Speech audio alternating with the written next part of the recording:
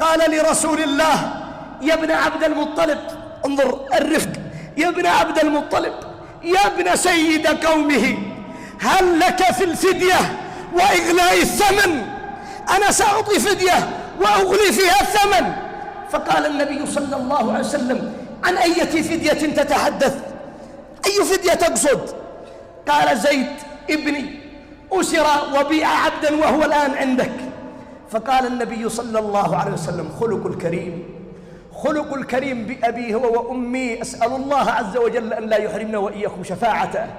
قال رسول الله صلى الله عليه وسلم: هل لك إلى أمر هو خير من هذا؟ قال: وما هو الخير؟ قال: أن ندعو زيد، فإن اختاركم أخذتموه بلا فدية، وإن اختارني فوالله ما أنا بالذي يرغب عمن اختار جواره.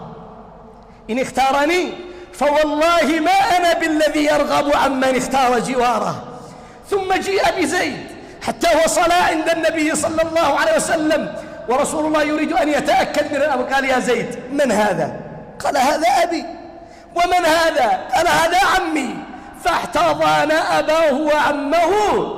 ثم قال له النبي صلى الله عليه وسلم: إنهما قد جاء يطلبانني الفدية، وإني قد قلت إن اخترتهما فاذهب معهما، وإن اخترتني فما أنا بالذي يختار على من يرغب، ما أنا بالذي يرغب عن من اختار جواره.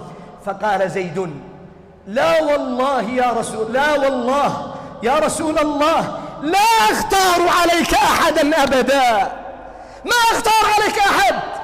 فنظر أبوه وعمه متعجبين: هذا مجنون يختار العبودية على الحرية، يختار الأبعد على القريب. فسألوه: ما هي يا زيد؟ لماذا يا زيد؟ قال: أما إني قد رأيت من هذا الرجل أمرا عجبا، فما أنا والله بالذي يختار على جواره أحدا، لا أرجع معكم. فقال النبي صلى الله عليه وسلم وأخذ بيد زيد وخرج به، ثم أعلنها في مكة: يا أهل مكة ألا اسمعوا، إن زيدا هذا ابني يرثني وأرثه.